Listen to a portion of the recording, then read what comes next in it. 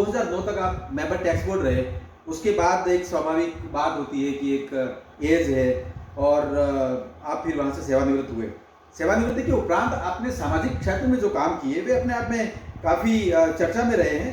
राजस्थान आदिवासी महासभा से आप जुड़े हैं और अभी आप राजस्थान आदिवासी महासभा के प्रांतीय अध्यक्ष हैं। तो सामाजिक क्षेत्र में काम करते हुए, सामाजिक सरोकारों पर काम करते हुए आपको कैसी अनुभूतियाँ रही और कौन कौन से ऐसे बड़े विषय थे जो आपने इस मंच से उठाए और सरकारों तक पहुंचाए और काफ़ी हद तक कुछ विषयों पर काम भी हुआ? एक्चुअल में जो राजस्थान आदिवासी महासभा है उसका गठन 2001 में हो गया था जी। चूँकि ये संस्था और संगठन पूर्णतः गैर राजनीतिक थी, तो हमने सर्विस में रहते हुए इसका प्रमोशन किया था। जी। और मैं फाउंडर मेंबरों के में से हूँ। जी। और मैं जब ये संगठन का गठन हुआ तो मैं उस समय उपाध्यक्ष था। जी। और हमारे अध्यक्ष थे वल्लभ रामजी पाटवा जी।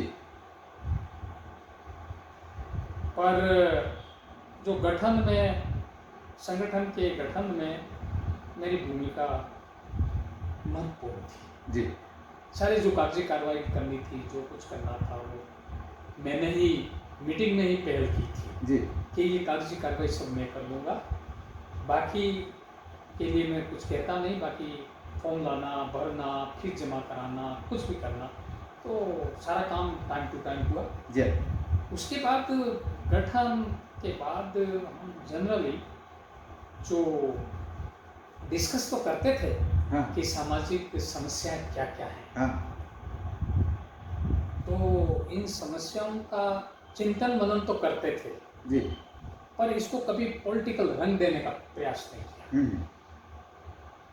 सबसे पहले तो ये था हमारे मन में कि हमारे यहाँ लड़के इस क्षेत्र के, विशेषकर जो टीएसपी एरिया के रीजन के हैं, वो लड़के प्रशासनिक सेवाओं में नहीं आ पाते हैं और हाँ। ऑल इंडिया सर्विस में तो है ही नहीं। हाँ। उस बात का हमें बार बार अफसोस होता था। जी। तो इसमें थोड़ा सुधार हो जाए, यूँ करके इस संगठन का अव्वल गठन किया और कोचिंग लोगों के बीच में, हमारे पढ़े लिखे लोगों के बीच में ये विचार दें कि भाई कोचिंग की ज़रूरत है, प्रतिस्पर्धा करने के लिए सक्षम बनने की ज़रूरत है। इसके साथ साथ कुछ सामाजिक बातें भी हैं, जैसे नशाबंदी है और इस तरह की कुछ प्रॉब्लम है, वो भी हमारे दिमाग में थी। लेकिन हम उस समय हमने समाज ये गठन किया, उस समय सबसे बड़ी समस्या एक गुणात्मक पढ़ाई समाज में जी लाने का एक विचार हमने अपने माइंड में पैदा किया था। बहुत बढ़िया, बहुत शानदार। तो आपने जो विषय उठाया उसमें कुछ विषय जो है इस बात की चर्चा होती है कि जो अनुसूचित क्षेत्र का जो आरक्षण है उसमें भी कुछ ऐसी विसंगतियां हैं, कुछ नया इसमें करने की जरूरत है। ये विषय भी महासभा के प्लेटफॉर्म से उठते रहे हैं। इसके साथ ही सामाजिक क्षेत्र में जो मोताना जैसी कुछ जो समस्या रही है चर्चाओं में, उसमें क्या सुधार हो सकता है, राजस्थान हाईकोर्ट की कुछ डायरेक्शन से उसको लेकर भी आपने सेमिनार किए हैं, प्रतिभा सम्मान समारोह का भी आपने शुभारंभ किया। तो ये जो 2-3 बातें हैं, आरक्षण, सामाजिक बुराइयां और प्रतिभाओं को आगे लाने वाला, ये जो 3 विषय हैं उसको लेकर आप क्या कहना चाहेंगे कि इसमें क्या कुछ करने की जरूरत है?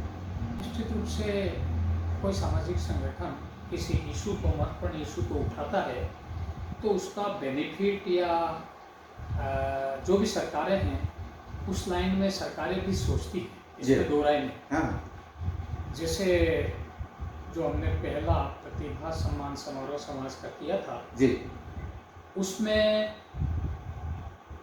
हमने उस समय की जो अपने टीएसपी एरिया के जो अधिकारी हैं और उनका जो प्रतिनिधित्व है, वो उस समय सीएम साहब अशोक गहलोत साहब उस समय सीएम थे, अभी सीएम है वही सीएम थे, उनको बुलाया था चीफ गेस्ट के रूप में, उनके सामने बात रखी थी और इस बात पर हमने जोर दिया था कि हमारे टीएसपी एरिया से जो बड़ी नौकरियां हैं उनमें प्रतिनिधित्व नहीं के बराबर है और शून्य के बराबर है। हाँ। तो इसके लिए पृथक आरक्षण की जरूरत है, उस बात पर हमने बल दिया था। हाँ। और उसमें उस समारोह में टीएसपी एरिया के सारे एमएलएस थे, मंत्री भी थे टीएसपी एरिया के, और इस बात को सभी लोगों ने स्वीकार किया था कि इसमें कुछ करने की जरूरत है। तो हम ये समझ रहे थे कि इसमें शायद राज्य सेवाओं में 5.5% आरक्षण हो जाएगा, हम ऐसी उम्मीद लगा के बैठे थे, लेकिन वो हुआ नहीं। पर सरकार ने सोच के एक इस उदयपुर संभाग में जनजाति विश्वविद्यालय स्थापित करने की घोषणा की बजट में। बिल्कुल। और वो वस्तुतः उसमें सीएम साहब का और जो भी हमारे प्रतिनिधि थे उनसे एक वो फीडबैक लेना था सरकार को कि वास्तव में यहाँ क्या लोग चाहते हैं। बिल्कुल। तो चूंकि वो तो हम चाह रहे थे वो तो दिया नहीं, लेकिन जनजाति विश्वविद्यालय जरूर दिया। निश्चित रूप से अमरकंटक जनजाति विश्वविद्यालय के तर्ज पर राजस्थान में ट्राइबल यूनिवर्सिटी का मुद्दा निश्चित रूप से 2011 का जो प्रतिभा सम्मान समारोह उसके मंच से उठाया गया था, और उस समय आप ही उस टाइम अध्यक्ष थे और आपने अपने अध्यक्षीय उद्बोधन में इस बात को रखा था। इस बात को रिकॉग्नाइजेशन मिला है और आज गुरु गोविंद जनजाति विश्वविद्यालय अनुसूचित क्षेत्र में कार्यरत है। निश्चित रूप से उसका बीजारोपण उस कार्यक्रम में हुआ होगा। तो ये बात बहुत कीमती हो जाती है कि जो सामाजिक मंच हैं और जो जिम्मेदार लोग हैं, यदि वे सक्षम स्तर पर जो सरकार में पावर में है उनके स्तर पर अगर कोई विषय उठाते तो वो विषय आगे बढ़ता जरूर है। ऐसा इसमें इस घटना को लेकर और आपके इन प्रयासों को लेकर लगता है। तो आप ये बताएं कि कुछ ऐसे और भी विषय हैं अनुसूचित क्षेत्र के जो अभी भी अनछुए हैं, जनजातियों के हितों को लेकर भी हो सकते हैं और क्षेत्र के विकास से संबंधित हैं। तो ऐसे कौन से अनछुए विषय हैं जो अभी भी सरकार के लेवल पर और सामाजिक स्तर पर चर्चा में भी रखे जाने चाहिए और सरकार के स्तर पर उठाए जाने चाहिए? वस्तुतः शिक्षा के क्षेत्र, अपन सब क्षेत्र की बात करेंगे जी। शिक्षा के क्षेत्र में सबसे प्रथम और अहम बात यह है कि हमारे यहाँ इस एरिया का जो शिक्षा का जो स्तर है एकेडमिक के लिए तो ठीक है, लेकिन उसमें कोई गुणात्मक स्थिति अच्छी नहीं है। जो भी स्टूडेंट एजुकेशन ले रहे हैं, स्टूडेंट भी उनमें भावनाएं भी वो नहीं है कि हम कोई बहुत क्वालिटी की पढ़ाई करें, ऐसी भावना नहीं है। तो भावना जागृत करने की जरूरत है। जी। सबसे बड़ी बात ये है। तो शिक्षा के मामले में तो ये है। दूसरा, एक प्रतियोगी परीक्षाओं की तैयारी के मामले में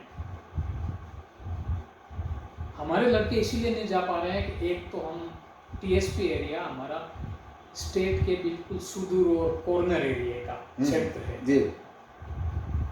तो उसमें उतना माहौल नहीं है जो माहौल जयपुर और आसपास के जिलों में है, और जो स्टेट के हार्टलैंड है, हार्ट एरिया है, वैसा माहौल नहीं है। वैसा माहौल इस टीएसपी सुदूर दक्षिण में नहीं है। राजस्थान में सबसे बड़ी बात है ये। माहौल को निर्मित करने की जरूरत है। हाँ, माहौल को। और इसके लिए मेरे मन में एक बात आती है कि इसमें सरकार को इस पर ध्यान देना चाहिए और कोचिंग की संस्थाएं खोलनी चाहिए। जैसे मैं पढ़ता था उस जमाने में इलाहाबाद में प्री एग्जाम कोचिंग सेंटर हुआ करता था, ऑल इंडिया सर्विस के लिए। बड़ी बात जी। और उसमें लॉजिंग बोर्डिंग सब फ्री था जी। तो मैं जब तहसीलदार सेवा में गए तो मेरे ऊपर जो 2 मेरिट वाला छात्र थे, अलवर और जयपुर वाले, वो दोनों लड़के वहां जाके आए थे। और उनको मैंने ये देखा कि उनको उसका बेनिफिट हुआ जी। मैं ये कह रहा हूँ कि इस तरह की ऑल इंडिया लेवल की शेड्यूल ट्राइब्स के लोगों के लिए वो कॉमन थी, शेड्यूल ट्राइब शेड्यूल कास्ट के लिए थी। तो शेड्यूल ट्राइब शेड्यूल कास्ट के लिए ऐसी कोचिंग संस्थाएं सरकार को फिर से शुरू करनी चाहिए।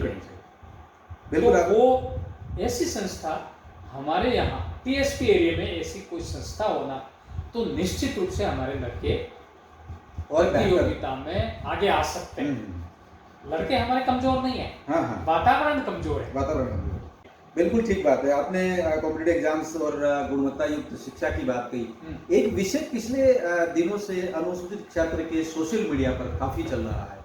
राज्य सेवाओं में आरक्षण और राज्य की अनुसूचित जनजातियों के अनुपात में दक्षिण राजस्थान की जनजातियों को आरक्षण, इस तरह के विषय चल रहे हैं। इसमें आप क्या मत रखते हैं? किस तरह का ये विचार है और कैसे ये आगे जाकर जो संवैधानिक दायरा है उसमें समाधान की तरफ आगे निश्चित बढ़ेगा? रूप से जो प्रतिनिधित्व है आज की तारीख में भी आरएएस और आरपीएस और आईएएस, जी आईएएस, आरएएस और आरपीएस में आज भी हमारे यहाँ का प्रतिनिधित्व बहुत कमजोर है टीएसपी एरिया जी में।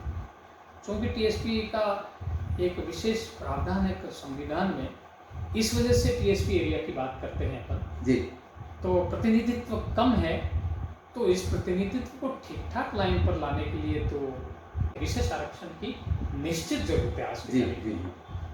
मैं ये कहूँगा। निश्चित रूप से मतलब अनुसूचित क्षेत्र का जो संवैधानिक प्रावधान है हाँ, और जो टीएससी की चर्चा के विषय हैं, परामर्श देने के जो क्षेत्र हैं हाँ, और महामहिम राज्यपाल मोदी की जो शक्तियां, उसके तहत ये सेवा जो 2007 में जो नोटिफिकेशन जारी हुआ है अदर देन स्टेट सर्विसेज का, उसको बदलने की ज़रूरत है ताकि अनुसूचित क्षेत्र के जनजातीय युवाओं को और क्षेत्र को अच्छा प्रतिनिधित्व मिल सके। पिछले दिनों ये देखा गया कि कुछ छोटे छोटे विवाद हैं जिसमें भील और मीणा का विवाद है, कभी कोई किसी नोटिफिकेशन को लेकर विवाद है।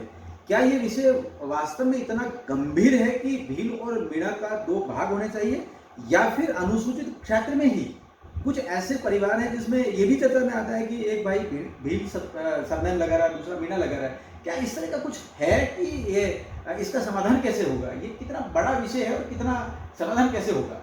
वस्तुतः जो यहाँ जो अनुसूचित क्षेत्र में जो लोग रहते हैं, अच्छा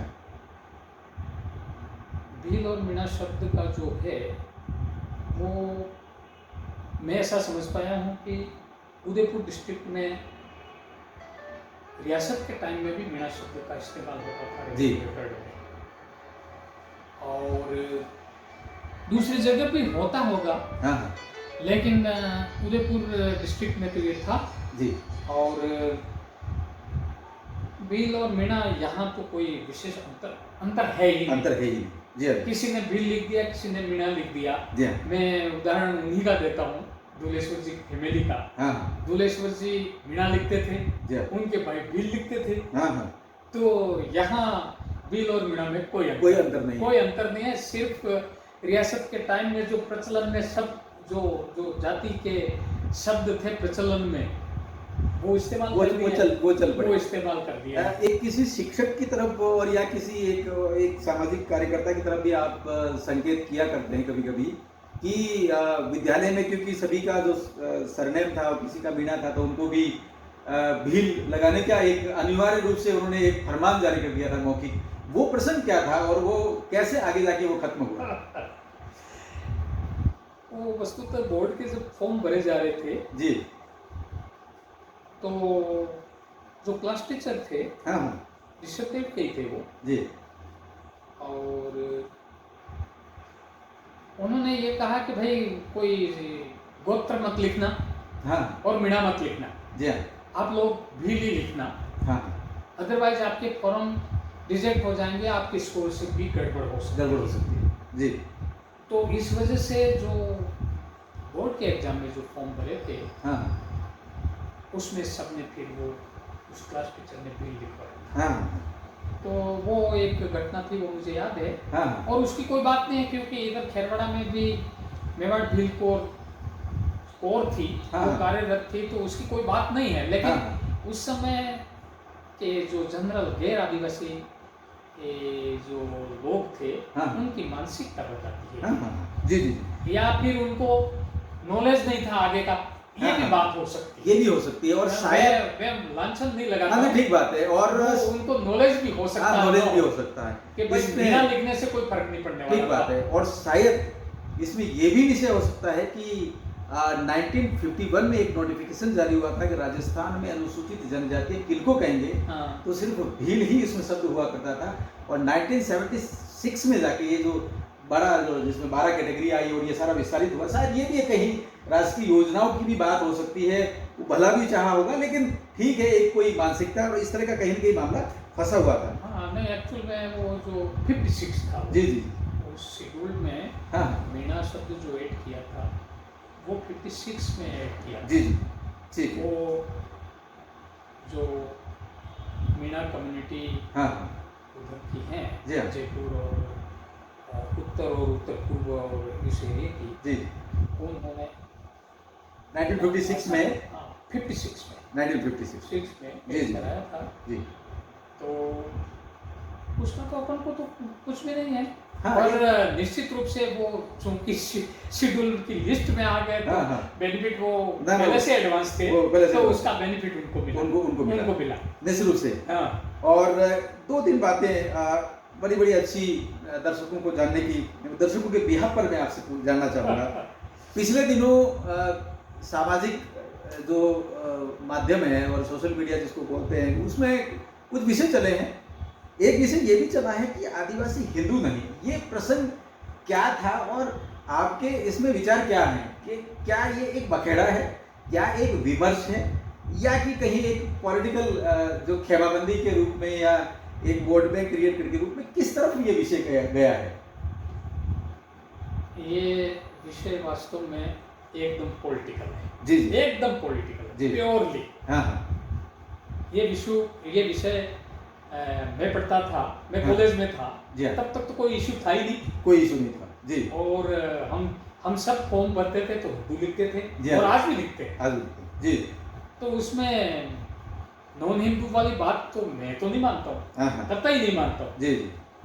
बिकॉज कि अभी जितने भी पैतरेबाजियाँ, पॉलिटिकल पैतरेबाजियाँ हैं, हाँ, हाँ। उन लोगों ने ये इशू उछाल रखा है। हाँ, हाँ। और मैं कतई वो इसमें विश्वास नहीं करता हूँ कि हम हिंदू नहीं हैं। जी। हम हिंदू हैं, जी। निश्चित रूप से हिंदू हैं। और हमारे नाम जैसे शिवा, जी हाँ। लक्ष्मण, कृष्ण, किशन, हाँ, ये सारे नाम हमने कहाँ से बोरो किया है? बिल्कुल। रामलाल, हाँ, रामलाल, गणेश रामचंद्र, लाल, राम सिंह, राम सिंह। ये हमने सब बोरो कहाँ से किया है? जी हाँ। सब बोरो हमने सनातन और धर्म से बोरो किया है। बिल्कुल, बिल्कुल। बोरो क्या किया है, मतलब हम तो जुड़े हुए हैं ठेठ से। जुड़े हुए, ठेठ से जुड़े हुए। आज भी हिस्ट्री में वो रामायण काल की बात करें, महाभारत की काल बात, उस समय की बात करें तो उस समय तो कोई जो ट्राइबल के जो रेफरेंस आए हैं, हाँ, चाहे वो सबरी के आए हों, जी हाँ। चाहे एकलव्य के आए हैं, जी हाँ। चाहे निषाद किसी राज के के आए। निषाद राज का आया जी हो, हाँ। उस समय तो कोई इशू नहीं था कोई इशू नहीं। कि ये हिंदू नहीं है, जी हाँ। या उन्होंने नहीं कहा कि हम तो हिंदू नहीं है। राम जी के पैरों में सबरी जी पड़ी थी, हाँ, हाँ। तो उनके दिमाग में तो कोई नहीं आया था। कोई विषय नहीं। तो ये सब विषय नए हैं नए विषय। और ये बनाए हुए विषय हैं। हाँ, हाँ। मैं तो कतई इनसे सहमत नहीं, कतई जी। सहमत नहीं। जी, जी। हाँ, तो सोशल मीडिया पर काफी चीजें चल रही हैं और उसमें ये सब मोटिवेटेड है, जी। पॉलिटिकली मोटिवेटेड है ये। जी। और इसमें कई एलिमेंट है, जी। कुछ पॉलिटिकल बेनिफिट वाले एलिमेंट है, जी हाँ। कुछ इसमें हमारे यहाँ मिशनरीज का भी प्रभाव रहा जी। है इस बेल्ट में। हाँ, तो कुछ लोग उन मिशनरीज से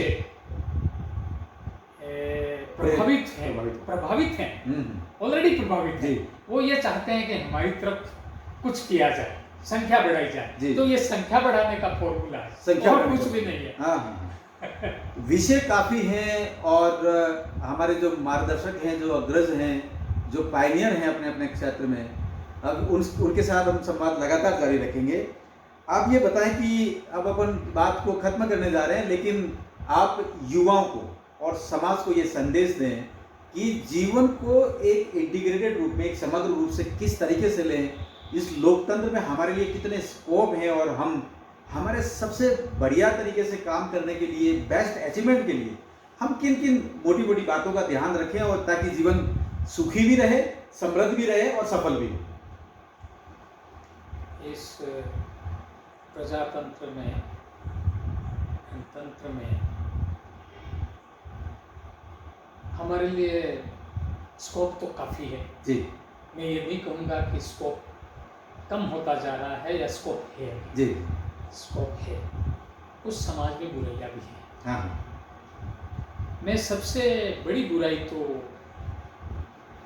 ये नशे वाली बात मानता हूँ। जी अपने एरिया में, पीएसपी एरिया में शराब का चलन बहुत चला है। जी आज अगर किसी गांव में ढूंढने जाएं,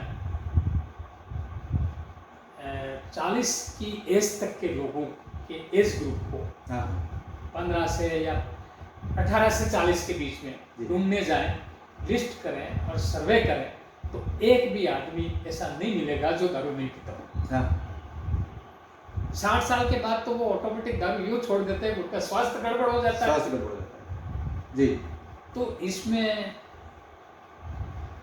जो सामाजिक संगठन है, इसके जो नशाबंदी है, उस पर काम करने की जरूरत है इन जी। संगठनों को। जी। लेकिन दुर्भाग्य से ये पक्ष बहुत कमजोर है, हाँ बहुत कमजोर है। जी इससे सारी प्लानिंग फेल हो जाती है। हाँ। चाहे वो सामाजिक है, चाहे आर्थिक है, चाहे शैक्षणिक है, चाहे चाहे स्वास्थ्य का मामला हो, चाहे मनोवैज्ञानिक हो चाहे मनोवैज्ञानिक हो, कोई भी हो, हर जी। फील्ड इससे प्रभावित हो रहा है। बिल्कुल बिल्कुल ये सबसे बड़ी बुराई है। जी हाँ जी। तो सबसे बड़ी बुराई नशा है और नशे की वजह से पूरा समाज तहस नहस हो रहा है। बिल्कुल। ये आपका संदेश है सामाजिक संस्थाओं और समाज के सभी अग्रजों से और परिवारजनों से, सभी सदस्यों से जो जनजाति क्षेत्र के हैं, कि इस विषय की तरफ अगर ध्यान गया और अगर कोई काम किया तो निश्चित रूप से कोई बहुत बड़ा एक बदलाव आएगा। सामाजिक क्षेत्र में आपने देखा कि किस तरीके से 1950 से लगा के 2020 तक की जो एक यात्रा है, इसमें परिवर्तन के जो भी पॉइंट्स थे, आप माननीय परमार साहब ने आपके सामने रखे हैं। हम उम्मीद करते हैं कि आपका मार्गदर्शन हम सभी के लिए प्रेरणा का स्रोत होगा। जहाँ जहाँ आपने प्रश्न खड़े किए हैं, हमारे लिए जरूर हो जाते हैं, जो सामाजिक क्षेत्र में काम करते हैं वहाँ पर कुछ काम करना है। और कुछ प्रश्न ऐसे भी हैं जो सोशल मीडिया से रिलेटेड हैं, राजनीतिक क्षेत्र से रिलेटेड हैं और शासन की नीति से संबंधित है, उसमें भी एक नया विमर्श करा होगा। आप सभी का बहुत बहुत धन्यवाद। आप चैनल देखते रहिए और श्रीमान परमार साहब का बहुत बहुत धन्यवाद। आपने सर पधार के हम सभी को मार्गदर्शन दिया और अपने अनुभव साझा किए। धन्यवाद।